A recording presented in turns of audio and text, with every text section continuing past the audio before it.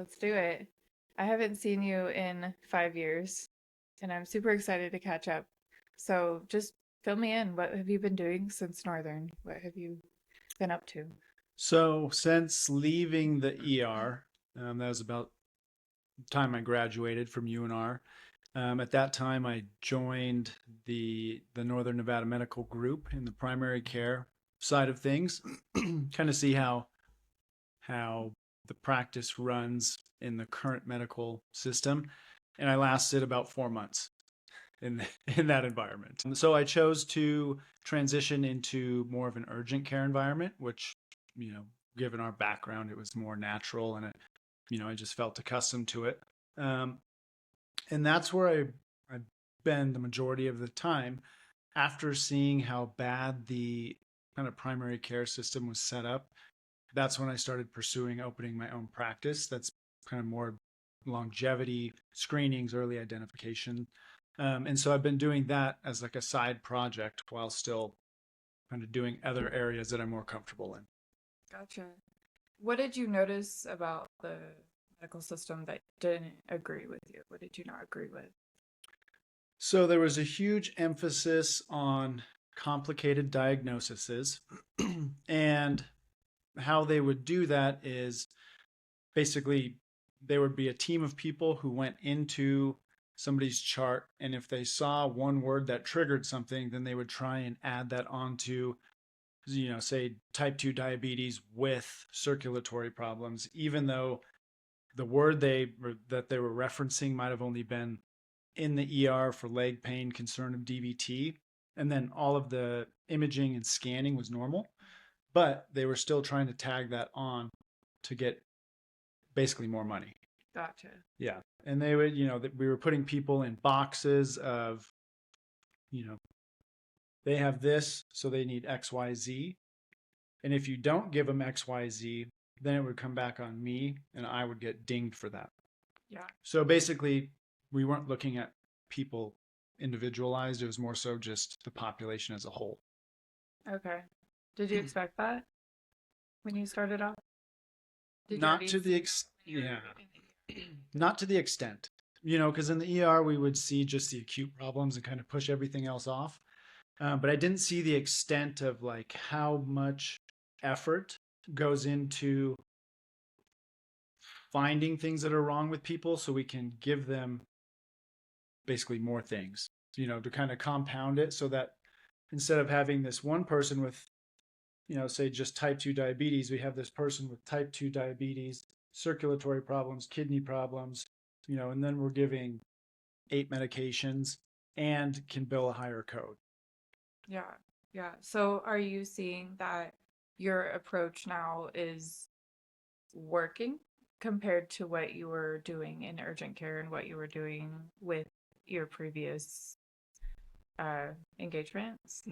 Yeah, I think our kind of community here in this area is unique because we have such a shortage of providers that, urgent care, we would get flooded with primary care problems, but we weren't really set up to handle the primary care problems because we change locations, every day. So in that sense, um, you know, that part was kind of challenging, but more so like in my practice, the people seek me out because I don't accept insurance, it's cash pay.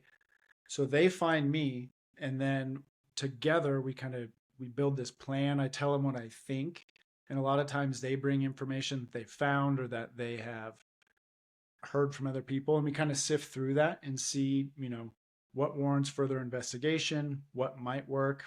Kind of we build on that. And so it's not me just deciding you need all of these. It's a partnership in figuring out how we're going to create their care. I like that.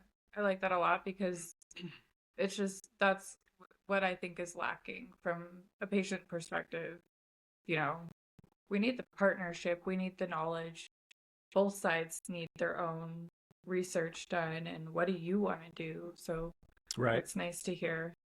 I like the way that I think that's the way that medicine is going now. I think a lot of people are realizing, oh wait, I want to be involved in my care.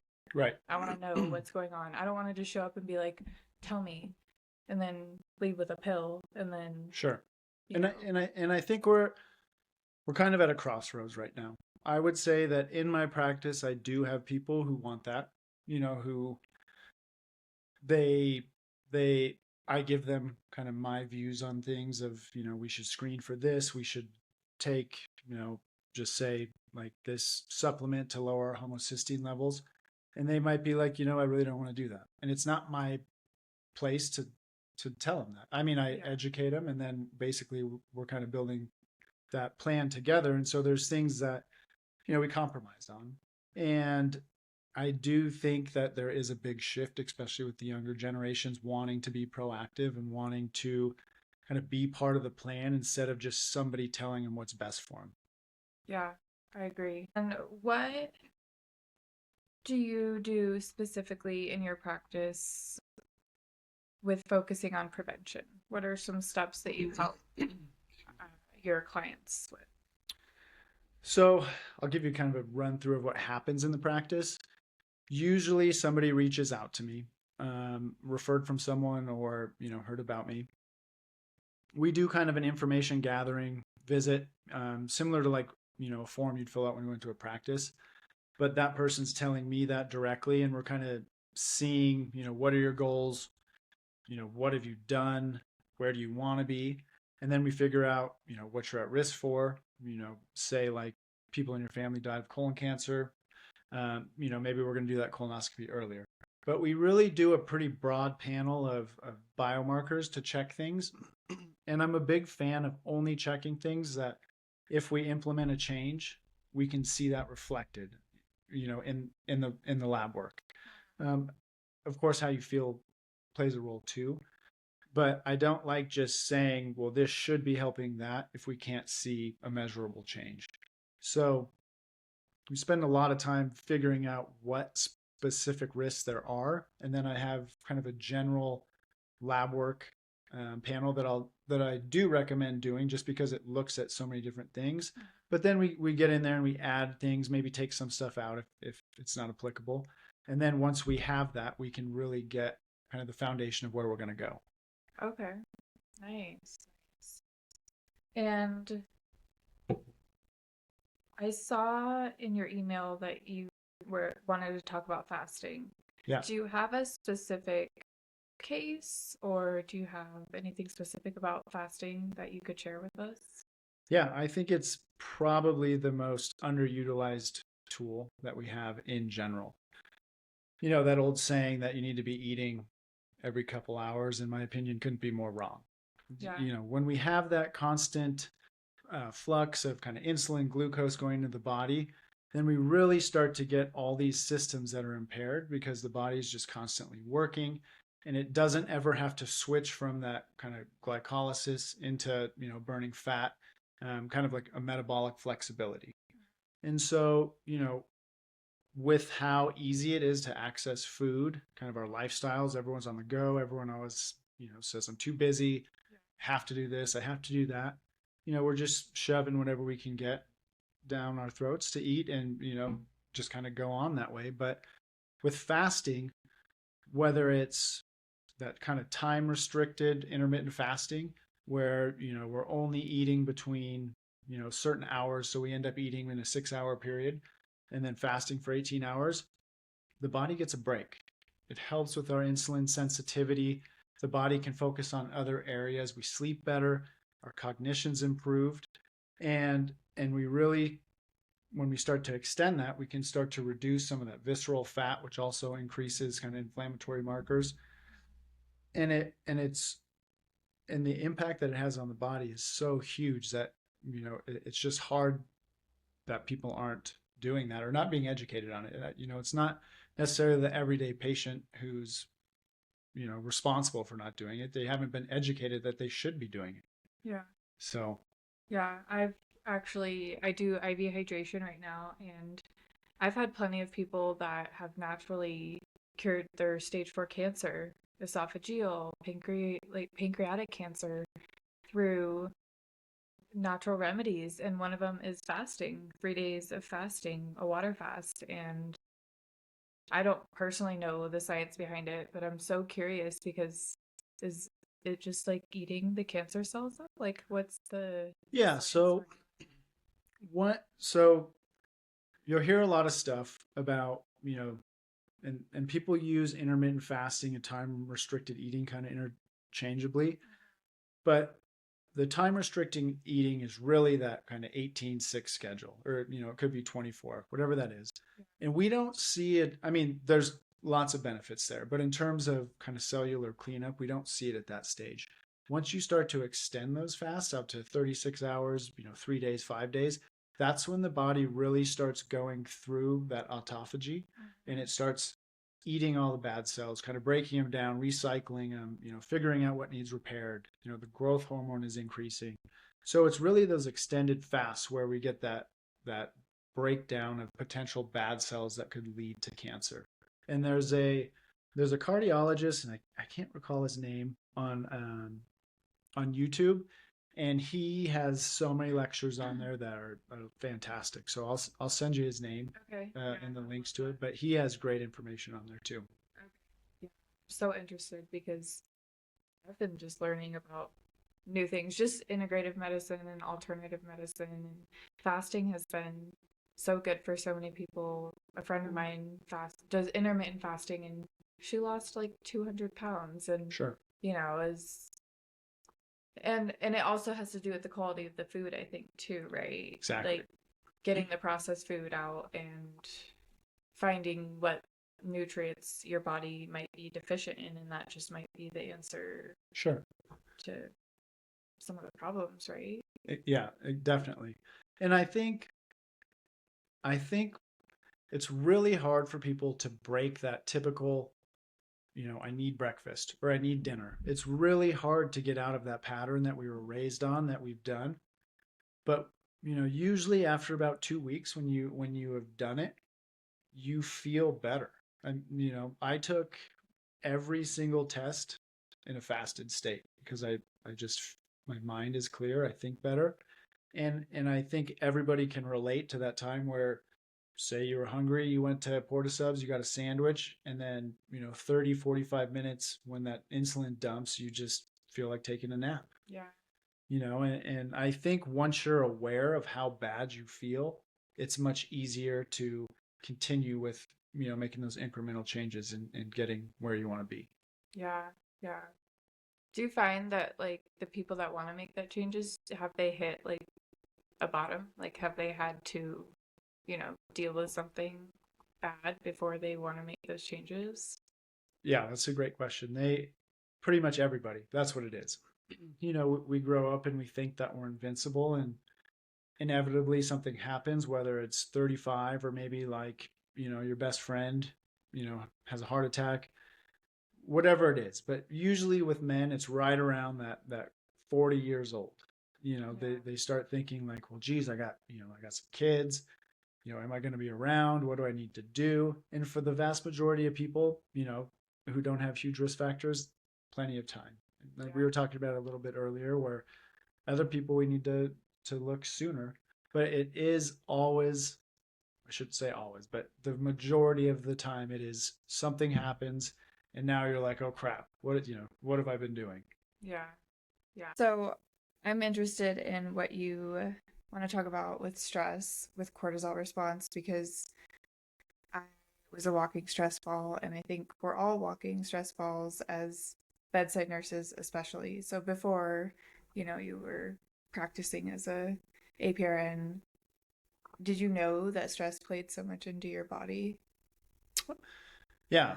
I mean, I think I knew from a physical standpoint, but I don't think that I knew the toll that it takes on the body. Working night shift in the ER, graduate school, divorce, all the things pile up. And I think in the moment, even though you have these peaks of stress, I don't think you fully understand the steady underlying stress that's there. And it starts affecting your sleep. You lose that motivation to work out. Those increased cortisol levels are going to increase visceral fat accumulation. I mean, it just compounds. The lack of kind of outlets for, I mean, bedside nurses, first responders, military. I mean, I think that that's an area that we could stand to gain quite a bit on, in terms of health for the people who do the most for the community. Mm-hmm. And I definitely think it's underutilized, kind of where people don't know enough about it, or they just kind of chalk it off as, I'm a man, I have to deal with it, or, that's just the way it is. And, Yeah. and there's definitely, I think we could make big improvements if we bridge that gap with education, nutrition, sleep, kind of how all of that plays in. Yeah, absolutely. Yeah, because I feel like it's normalized within all Totally. those categories, first responders and EMS and Yeah, just part of the everything. job. It's Yeah. just part of the job to be stressed and just keep going. And it's crazy that it ended up that way. Yeah. Yeah. And and I think we get really good at compartmentalizing things, at least some of us. Yeah. Um, and I'm one of them. Like I can go into a room with a kid dying and, kind of shut things off and do what has to be done. But then I don't think you realize how that can just creep up out of nowhere, and Yeah. like it just kind of hits you. And we have these just boxes that are just closed in the back of our minds. And, you know, ideally we would just open them and, kind of process all that and move on. But I think that, like you're saying, it's normalized and we're just taught to just deal with it. Yeah. Did you ever find a way that helped you deal with it? Like when we were working in the ER, you know? Yeah. Yeah. For me, my outlet has always been exercise. I need to lift weights. I need to run. Those have always been how I can cope with stress. Meditation has been pretty big in my life as well. I've drifted away from that in the probably recent year. And I've been trying to get back in, but once you break a habit, it's really hard to restart it again, especially Yeah. something like that. Yeah. And it's not an excuse. I mean, well, I guess it is an excuse, but But maybe do you think you feel better that you don't necessarily need the meditation? Or is it something that you maybe brought in a different? I think I would say that I probably make excuses for why I don't have time to do it. Okay. But when I do meditate, I feel great. Yeah. When you can sit down, and even if it's just 5 minutes, 5, 10 minutes, you sit down, you know, just sit there, clear your mind, kind of whatever's bothering you is going to come up, surface, and you kind of deal with it. And it is extremely helpful, but it's also, you have to have that self-discipline to do it. And I still lean heavily on the exercise component, but with our weather now, it Yeah. makes the running component a tad more difficult. Yeah.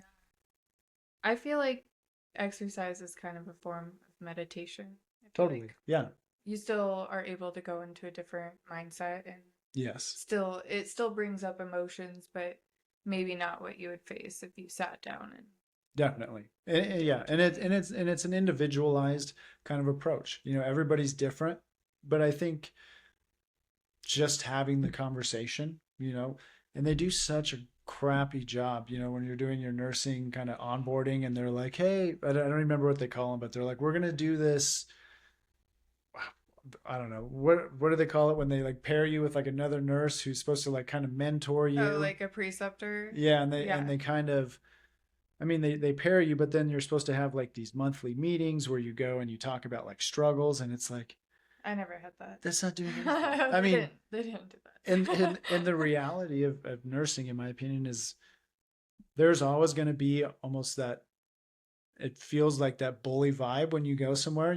People who have been there forever are always going to treat new people the way they do. And I don't think that, I mean, it needs to change. I don't know how you change that, because I Yeah. think it's just ingrained that that's how it is. It's Yeah. like trial by fire. You got Or to they figure just it out. end up that bitter, that checked out, that it doesn't even come to mind that's where they were at one point, and Right. that was you. Exactly. That was you. How did Yeah. you feel? Yeah. And then if you look at it, it's like, what are you doing? Because that story I was telling you where, we're in the ER and there's only three of us. But hey, maybe there could have been four, but we were messing with that one nurse who we like, but Yeah. we were just, Trying to save the hospital $1. yeah, It's always saving them money when they could very well fix the issue. sure. They could fix it overnight. in my Yeah. opinion. You know, you could fix honestly all these mental health problems because nobody would be feeling like every day you're trying to, you know, protect your license and Sure. protect yourself, you know. And I always, in my head, I've always struggled with understanding why, whether it's at, the management level or where at in the system, but why or how on paper does it make sense to like not retain your seasoned trained nurses with, even if it's like, I don't want a lunchbox, I'd prefer have, a dollar raise. Like, why does it, like, how does it make sense to let them go and then hire somebody new who doesn't have the experience? So then you have this new nurse coming in who's managing these patients, but they don't know what they're doing or they didn't have that training.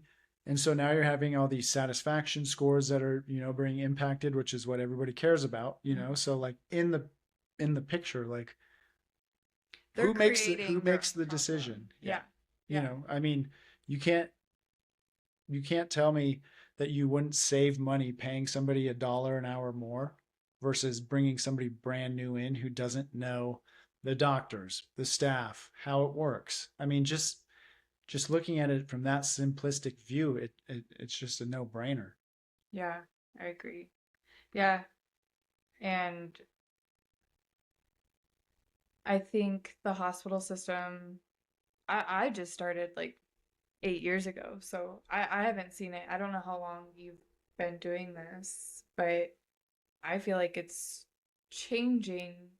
It's been changing over the years into a more corporate, like we're more business. Everything is a business decision, and I think that's why it ends up that way. Sure. Because everything's a bit, they're not thinking, they want the patient satisfaction scores to be high, but they're not thinking how to do that. They're just thinking our budget, you know, Yeah. just make them talk this narrative and we'll hope that our patient satisfaction scores Yeah. do well. And I think when you touched on the corporate level, I think that does play a role, because when you have a group of, say doctors who work here and they only work just them, they're one group, they have their patients, they're actively involved. It's a lot easier to make those changes versus when you start to get to that corporate structure, which is the environment we've created. It's really hard to make changes because, sure, here it might make sense that we do this way, but in Texas and Tennessee and Michigan, it doesn't. Yeah. And so then you're, how do you implement changes in one spot under I don't have the answer for it, but it's definitely the shift towards corporate medicine, I think, has had a pretty significant impact on patients' health, the staff, kind of everybody all around. And I don't think that it was intentional. I think that it's just that's what happened, and now we have to figure out how do we work ourselves out of that. Yeah. Yeah. You say you don't think it was intentional. Do you think now that some big people that whoever's running the system from above, do you think they see it though and they know that there's a money grab? So now it's kind of intentional? I still, I don't think it's hard to believe that would be intentional, but I also think it's hard to know what's going. So I think a CEO here in Reno would have a much better grasp on the nature of healthcare than, say, the head CEO of multiple hospitals across the country. Gotcha. And I think you're so far removed from the problem that I don't think that it registers. But then also they have to make their earnings and keep the shareholders and kind of all of those other factors that all go back into that environment that we've created over the past 20, 30 years. And it's going to be a lot of work to undo that. And I think it is happening. I think there's lots of physicians who are switching to cash pay models because it kind of excludes that. There's, in my practice, I pretty much order everything cash pay. So lots of imaging places and places like Quest and LabCorp, they're all seeing that. And just the simplistic cash model cuts out a lot of that too. And so, we need insurance, obviously, to, cover the cost of stuff, but I think that there's a better way to do it if we make it simple, like cash pay too. Yeah. So again, lots of lots of ideas on that and how we fix it. I don't probably have to lock quite a few people in a room to kind of talk about it. Honestly, yeah. But I think you can't fix it until you address the problems that are going on, in kind of the microenvironments with the staff, the physicians, patient experience. I think you have to start there. And if that means, kind of detaching some of the corporate stuff so everything's based, from a local level, then maybe that's what you have to do. Yeah. Yeah. I like the thought of that. So you obviously see that most corporate medicine is like a sick care model, right? Yeah, Like you agree. Yeah. I would. Yeah. So talk to me about like sick care and what your perspective is. Yeah. So I think the best example of that would be, and take in mind, it's not necessarily the provider's fault, and they don't do it intentionally. They're trained to do something a certain way, and that's how it's set up in the system. So say we're checking somebody's A1C, over the course of 3 years, they're in their, early 30s, and their numbers are hanging around, 5.3, 5.4, kind of creeping up towards that, that pre-diabetes range, but not in there yet. But they do have high blood sugar, so they are having, some insulin resistance that's probably going on, kind of compounding that visceral fat. And we don't do anything. We don't, it doesn't trigger anything, and we're not trained to start anything because they haven't technically crossed over into that range of requiring treatment. So we're waiting until they're sick to do something versus treating it proactively to prevent them from ever getting sick. And Yeah. and it does, some of those things do require medicine. Like I use GLP-1s a lot with people at low doses. And, we lose a couple pounds, we improve that insulin sensitivity, the patients feel great. We end up having to pay for it, from a compound pharmacy because insurance isn't going to cover it. But ultimately, at the end of the day, that person feels better, they look better, their biomarkers have returned to an optimal range, and then we figure out a plan to wean off of that medication. And we've been pretty successful at getting creative there with, switching to, doing the dose every 2 weeks or every 3 weeks or once a month until, we can build up that kind of exercise fitness alongside it and then fully get off the meds. So there's definitely lots of strategies, but like you're saying, that sick model of care is basically you don't do anything until that person is sick. Yeah. Yeah. I see that. It's crazy. Yeah, like in the ER, Yeah. all the people that would come in, you look at their problem list, well, the one you build, Yeah. because you ask them if they have any health problems and they say no, but then you ask them their meds and it's like lisinopril and, rosuvastatin and Yeah. metformin. And you're like, what are those for? They're like, oh, well, it's for high blood pressure, but I don't have that because it's controlled. And, Like, no, so. but you didn't fix that's the thing. Like nobody's fixing the problem. It seems like Right. everyone's just We're masking it, or we're, yeah, managing yeah, exactly. We're managing decline those kind symptoms, of. but we're not doing anything on the back end to get rid of the problem so we can get rid of the medicine. Yeah. And that was my huge fear with the GLP-1s. I'm still on the fence with them because I feel like a lot of people don't want to deal with the mental part aspect of it. They want the fix, the drug's gonna Yeah. help them lose the weight. But once you lose the weight, the hunger cues come back if you get off the medication, right? Sure. So how do I like the exercise and stuff, but how do you like really help someone who struggles with that much of an addiction? Yeah. So I won't just blanket prescribe them. The people that I want to prescribe them on, that I recommend them, are people who already have, like, when they come to me, they're like, look, I'm like exercising, I'm doing this, and I'm still struggling. And so they're already implementing their own plan. And I think that they're a great tool to basically give them that extra boost, like, let's start this. Maybe they lose 5 pounds and that's enough for them to re-kick in that motivation. Like, look, here we go. I lost that weight.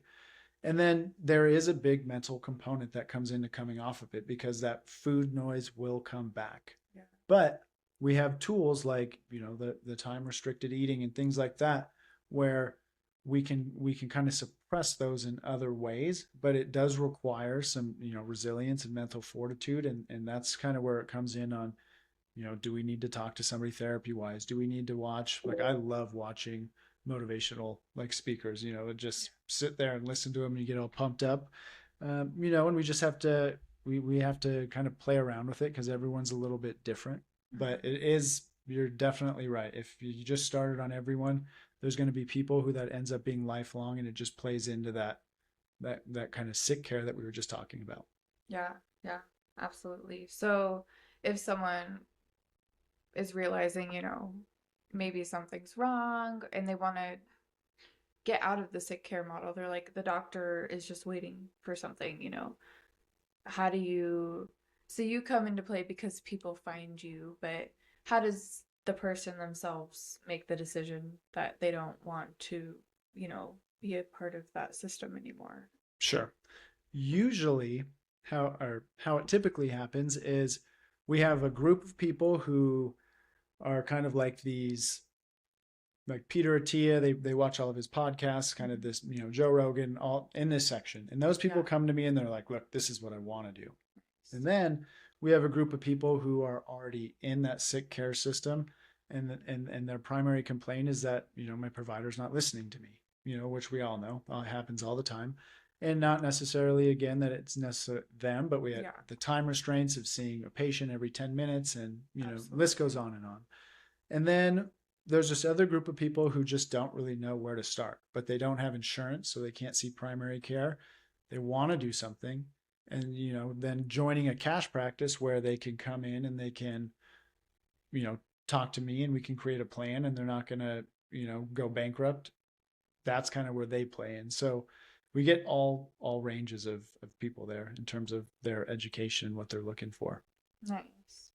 I love that. Yeah, because I hope, because I feel like we were just talking about this, insurance is like $1,200 a month for your family, $2,000, what, and if you have healthy people in your family and you stay healthy, or, does everyone really need insurance, or is that just being pushed on us? That's the, well, I'm so skeptical of that's the question. I think everybody needs insurance, even if it's just some form of catastrophic insurance, because you can't predict what's going to happen. You might be the healthiest person. You walk outside and your neighbor who's driving drunk hits you, and then you're stuck with a $200,000 bill. So I do think insurance is important. I also think that there's a better way to use insurance, and implementing some form where there's like a patient responsibility, like, hey, we'll cover this stuff for this set rate, whatever that is. And then we're going to give you, say, $1,000. And you can take that $1,000 and either, go see Ryan, or you can buy a prescription drug plan, or you can use it for other medical costs. And then those people have to take responsibility for what they're doing instead of just being set up with, hey, I have insurance, it is what it is. So there's I think people have to have skin in the game for it to matter and for them to change, basically. Yeah, that's right. I never even thought about it like that. Yeah. Like with the insurance, like holding people accountable and, like paying for it, but also being held accountable. Right. Like, a good example is kids who go to college and they don't necessarily pay for it.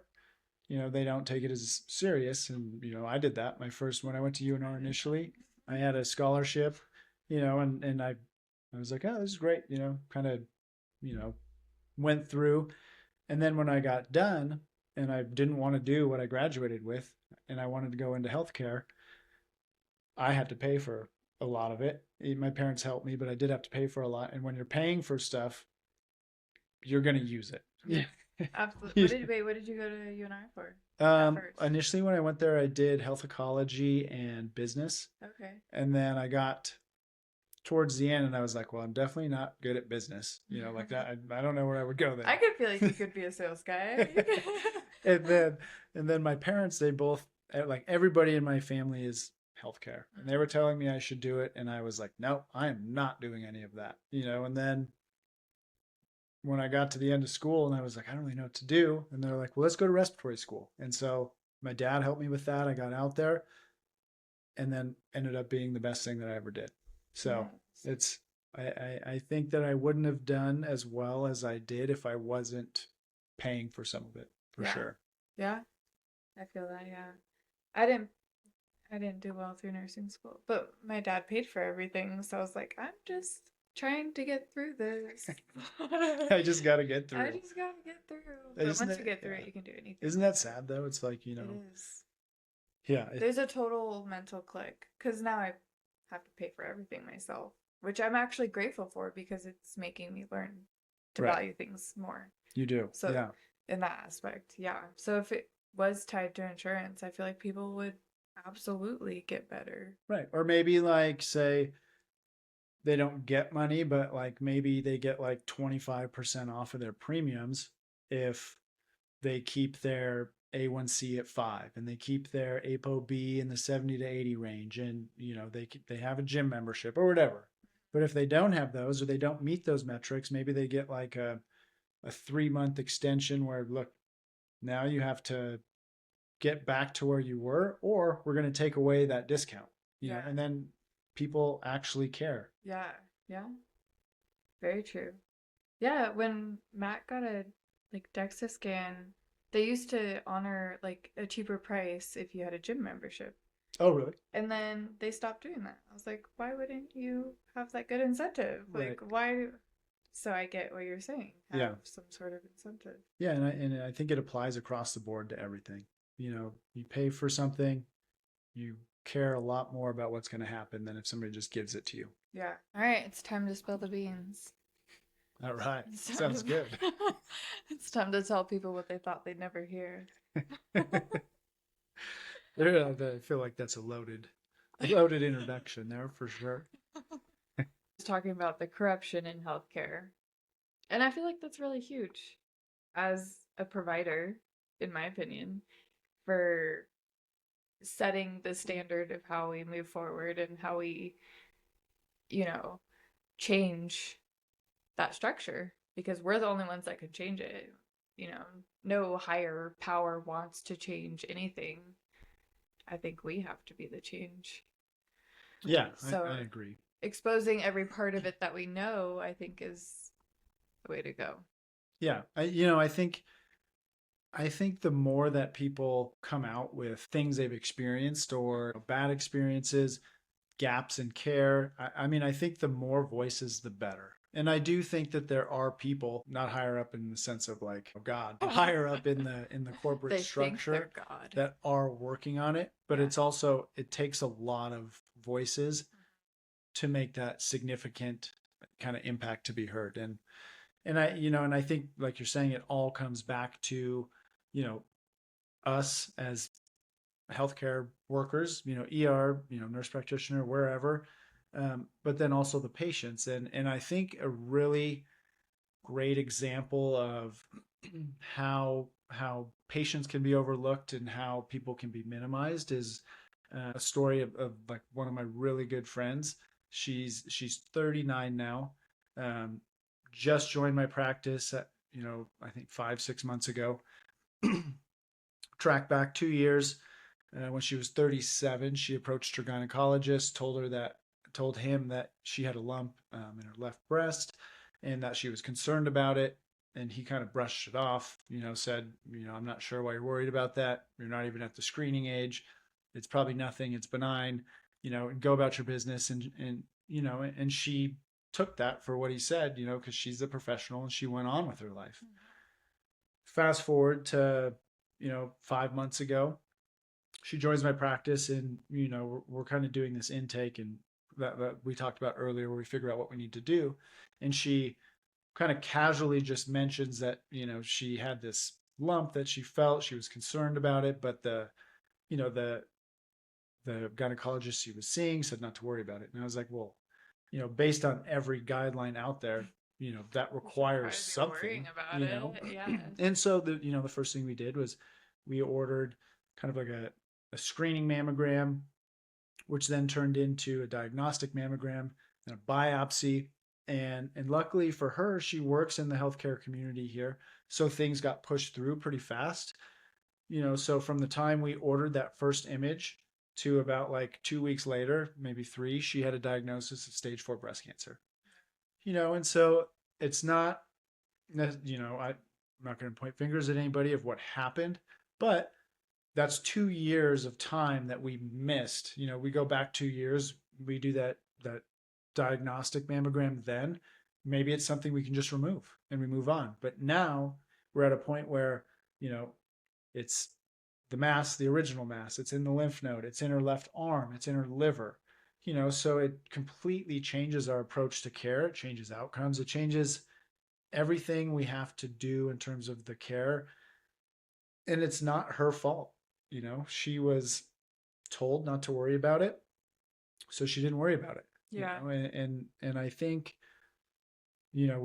when I was in school at UNR, I had one professor, and I was just talking to somebody about this the other day, and they told me, your patients will come to you and they will tell you what's wrong with them, but you have to listen. And they're not going to say, I have breast cancer. They're going to say, I feel this, it doesn't feel right. I have a symptom. Right. Or like, my stomach doesn't feel right. Sometimes there's blood in the toilet. Mm-hmm. They'll tell you basically everything you need to make that diagnosis, or at least to pick the right test to help you get there. Yeah. But it all comes down to, are we willing to listen, to, not make our mind up before they've finished what they're talking about? Are we going to write them off?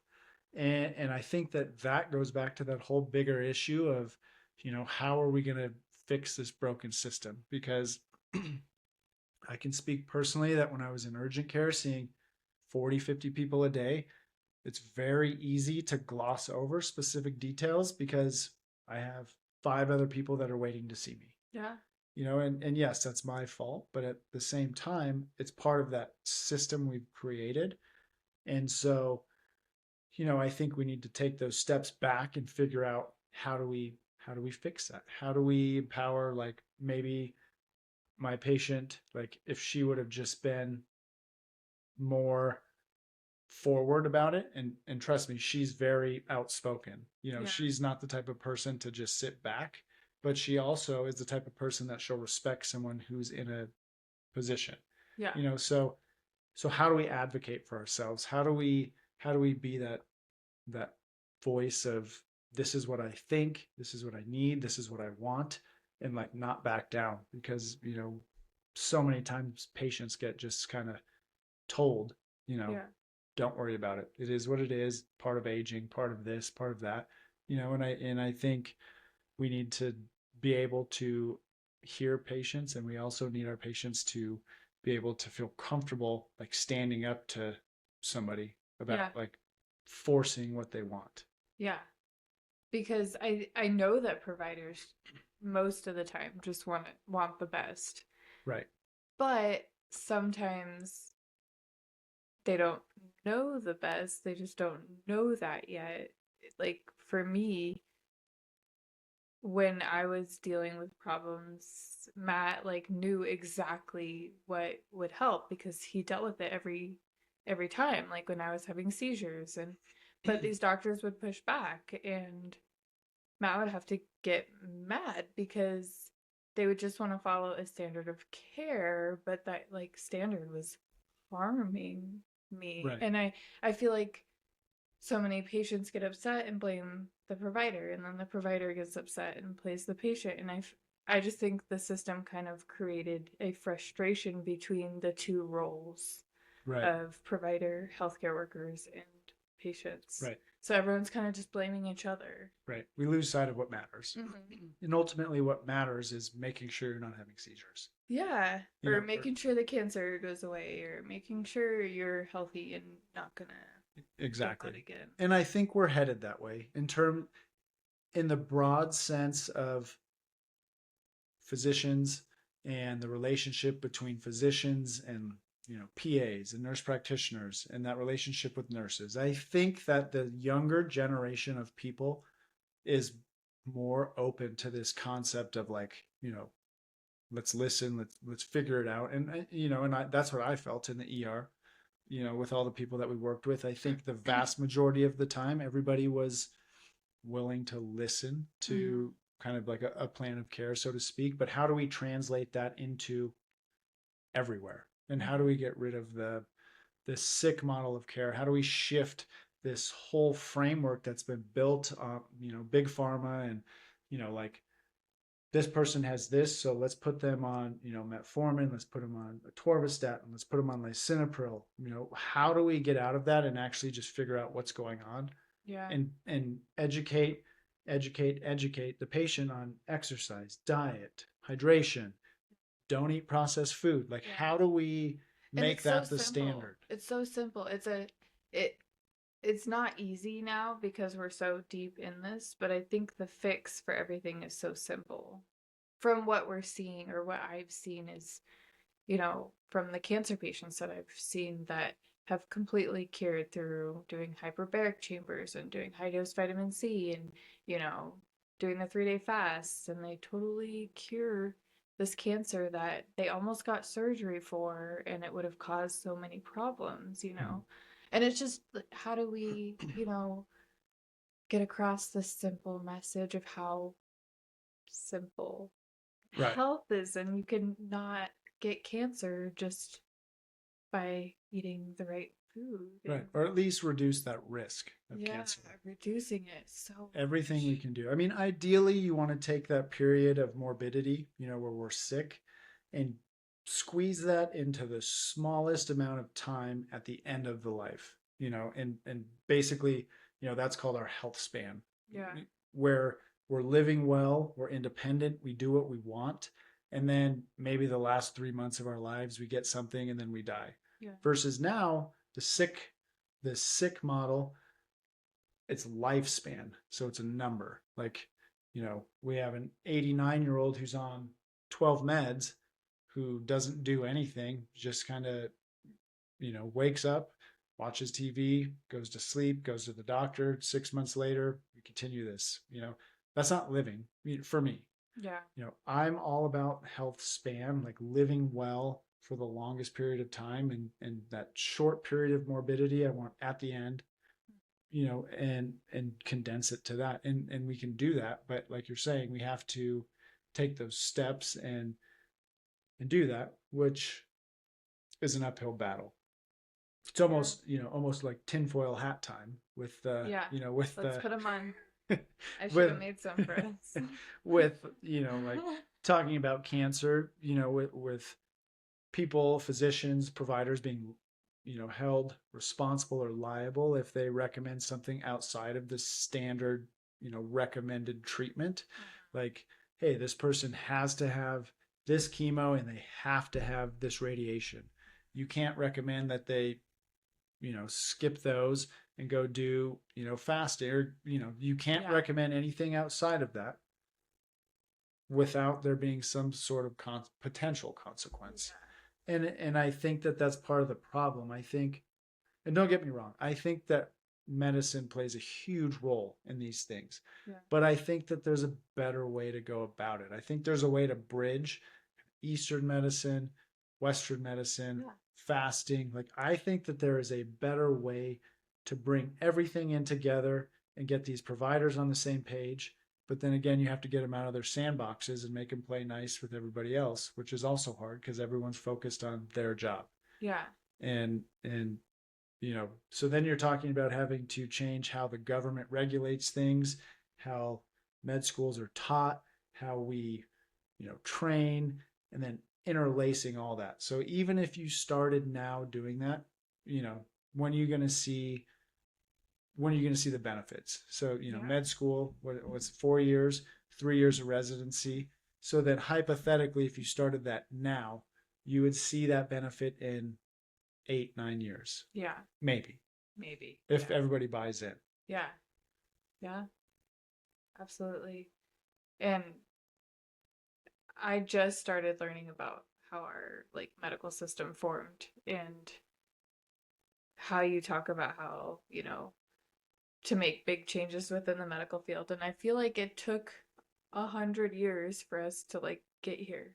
Right. The way they started shaping it and the way they started formulating, like they took down medical schools to form like a pharmaceutical approach. Like in 1910, I was just learning that they took down medical schools that did the holistic approach and did anything. They only kept the pharmaceutical schools. So that just makes me think like this was planned. Like it was totally planned and it took us 100 years to get here. So is it gonna take us 100 years to get back? I that's that's a great question on I mean, that. not that you know it, but it's like Yeah, that's a I thought mean, I have. Like, and I think in the sense of I don't necessarily think they took the medical schools down, but I think that they interlace them with the pharmaceutical world where you yeah, have this problem, you need this med. yeah, Whereas, holistic medicine, you have this problem, let's fix that and support it with these herbs like a or whatever it supplement or is. yeah, And I think that we need to land somewhere that's in the middle. yeah, And I do think it's going to take a long time because those systems were built intentionally yeah, to kind of funnel people into to basically other avenues of healthcare. making money. Yeah, And so, basically unfunneling them, we have to basically deconstruct these systems that are in place. And luckily, with social media, we're at a point where we can almost do that at a population base through avenues like this, yeah, through talk sharing about it. information. But we also have to be willing to have tough conversations about, you know, is this right? Is that wrong? And you have to be willing to, kind of adjust how you view and do things. And because everybody is different. And, I think if you look at how we base our medical care now, we look at studies and they won't change guidelines until there's so many studies, Yeah, that support that. yeah, But like, what if, say, this guy over here is doing his own study, not study, but how he practices. And there's a nephrologist who did this, where he would put all of his diabetics on these strict fasts in the hospital, monitor them, and then by the time they left the hospital, they were off all their meds. But we don't change how we do stuff to that yeah, because that doesn't support what we want. There's not enough people doing that. And it's always the people going against the grain that get the pushback now. But then in like 10 years, they're like, oh, oh well, he yeah, was right. Like, yeah, yeah, well, let's do that now. So then yeah.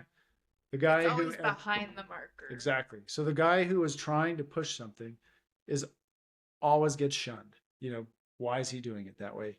That's not how we do it. Yeah, And that has to change. But again, you have this whole medical community that relies heavily on these guidelines and is so kind of ingrained in that. Like we see it with the COVID vaccines. It was the yeah, most polarizing it was. situation ever. We Yeah, have people on one side of it saying, you need all your boosters.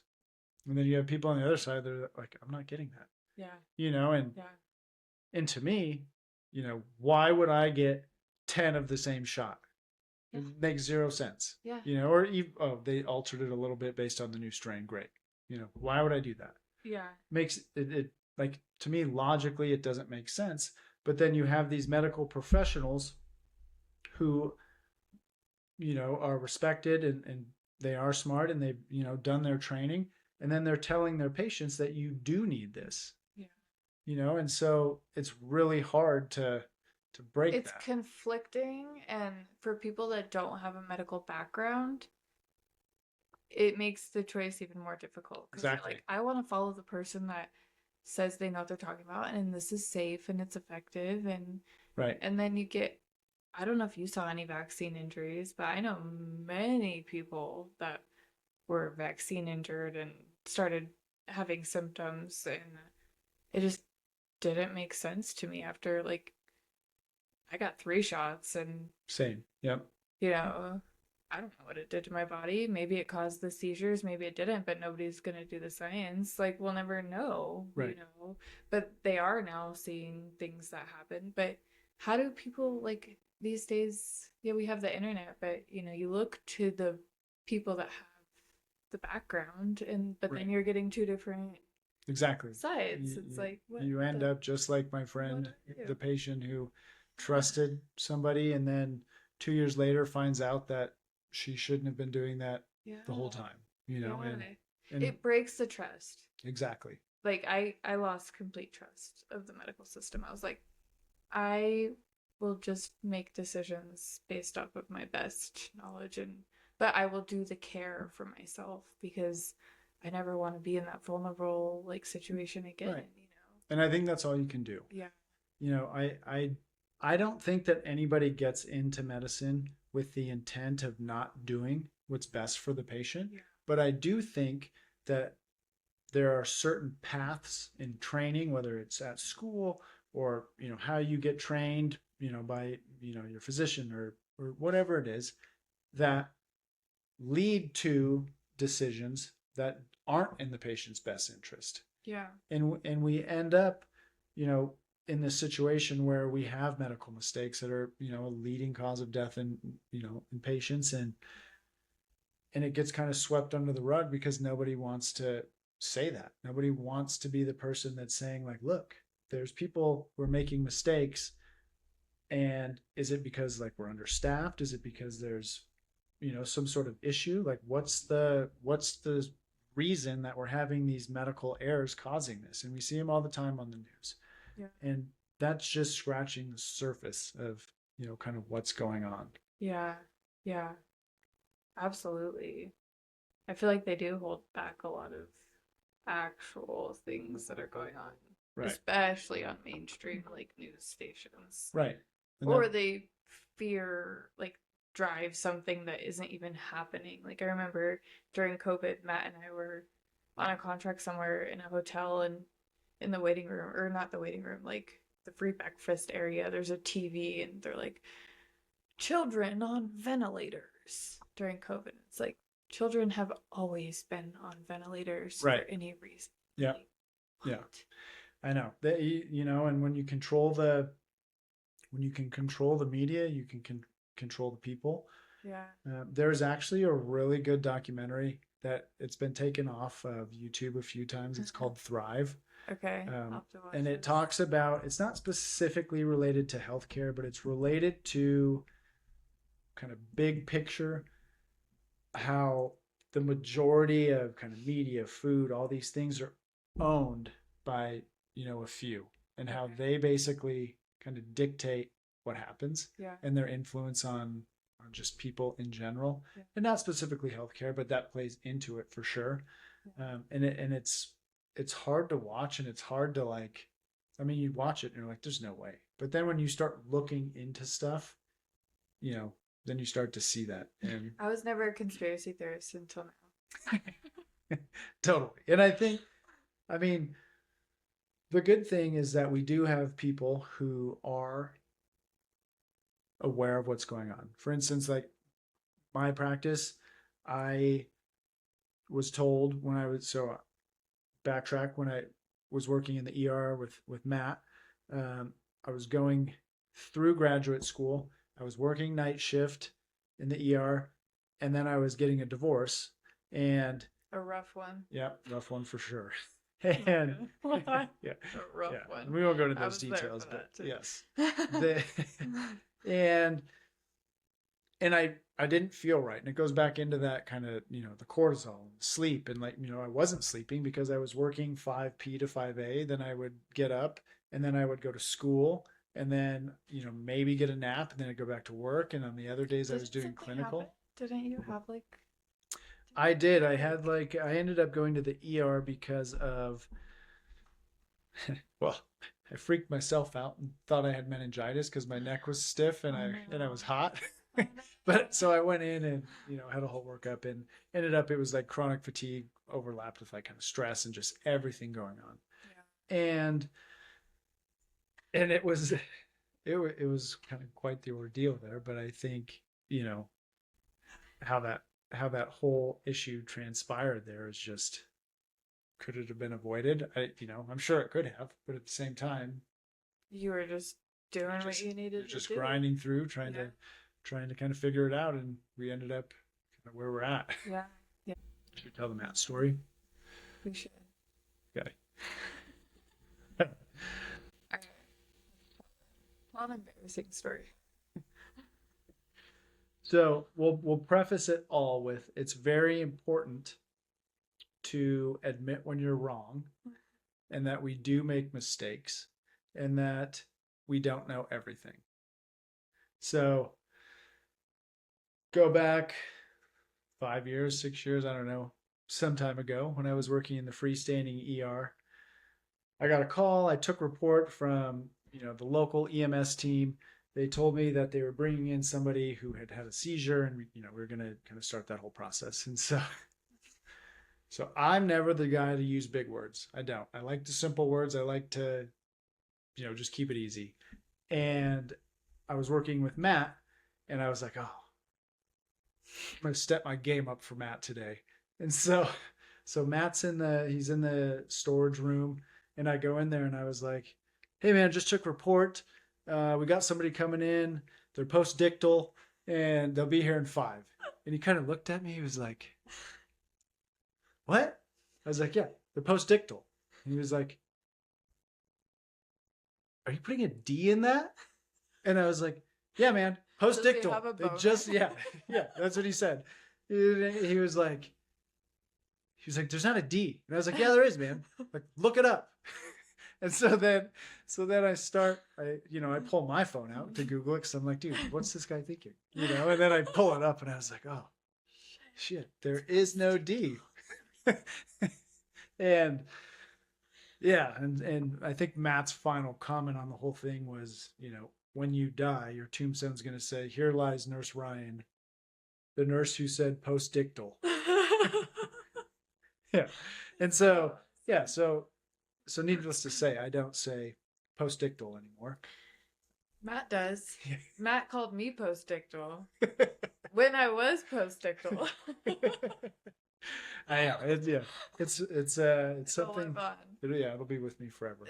It'll never leave you. Yeah, which is great. But those are the types of things that happen where, when you're working in the ER, when you're working in the ICU, any healthcare, you develop these bonds with people, and you, in a sense, you're spending more time with them than you are your family, and you create these relationships, and you're comfortable doing that. And I was comfortable, saying that, and Matt, we made a joke out of it, and it is what it is, Yeah. and we learn and we move on, and I think that we need to figure, how can we carry that into every kind of aspect of life? Like, how do you not get offended by something someone says? Yeah. Like, I could have been super bent out of shape about it and like denied saying it, and but no, like, Yeah. I said it. It was something Friggin' funny. Yeah. Yeah.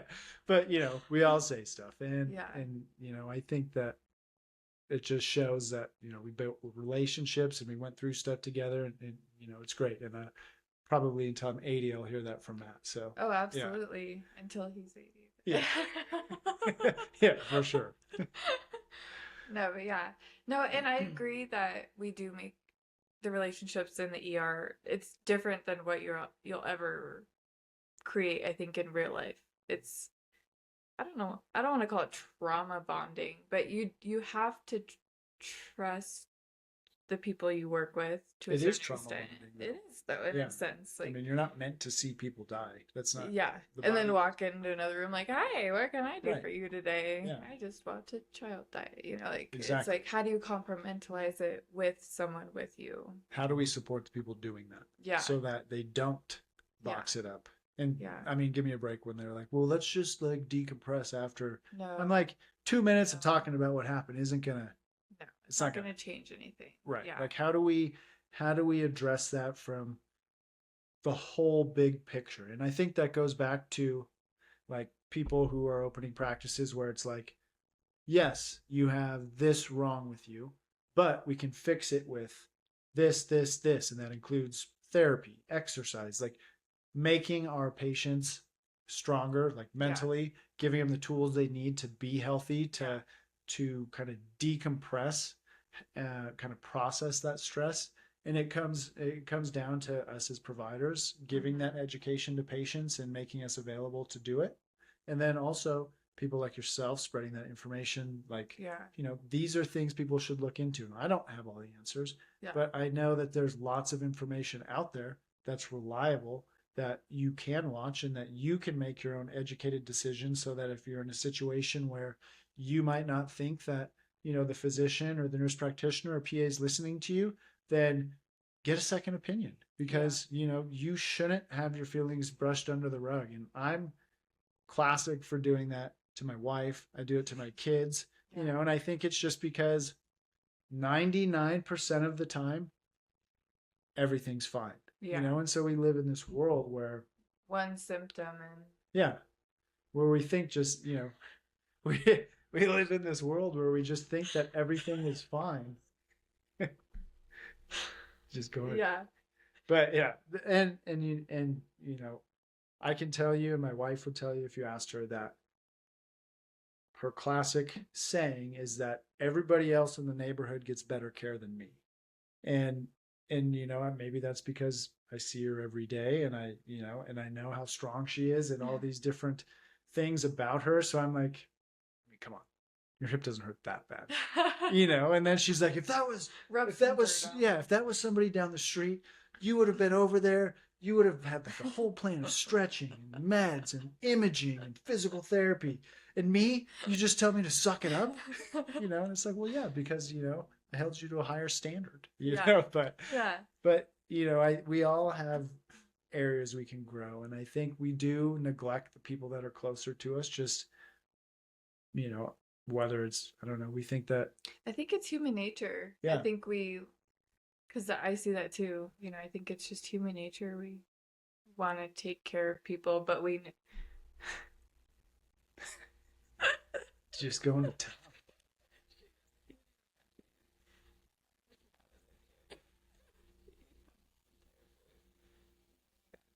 But I think, to your point, I'm excited because the way we change this is through our own communities. We can't just jump to a national level. We can't, we have to start from our communities. So I was just really excited to talk to you because you're a big role in that, like you're changing our community. And Reno's a small town. It's growing, but we have to take care of the people around us, and it just starts with the people literally around us, not the big picture, the little picture. Yeah, I think I've been blessed to work with amazing people, yourself, Matt, a lot of the PAs, the NPs, every physician I've worked with has been great. And, they've been open. Like if I had a question, they would explain it to me, or they would tell me where to go to get the information to find it. And I think here in Reno, we are seeing, that there's more we can do, because there's all sorts of clinics that are popping up, mental health, kind of all these other avenues that weren't there. And I think once we build that and we can prove that, this works, we have healthy people. Like this person who would have had type 2 diabetes at 35 is now 35, and their metabolic, look is better than when they were 25. Yeah. They feel great. They exercise. They rarely watch TV. We're just building better humans, and I think that's the goal. Kind of improving health span instead of lifespan. Yes, I love that. And I'll include Ryan's information in the caption. So if you're in the Northern Nevada area, you just practice in Nevada, right? Correct. Okay. Yeah, so I'll include all of his information in the caption. And if you guys like this episode, subscribe to the channel, share this with a friend, and we'll see you guys next time. Thanks so much. Yeah, thanks for having me. Thanks, Ryan.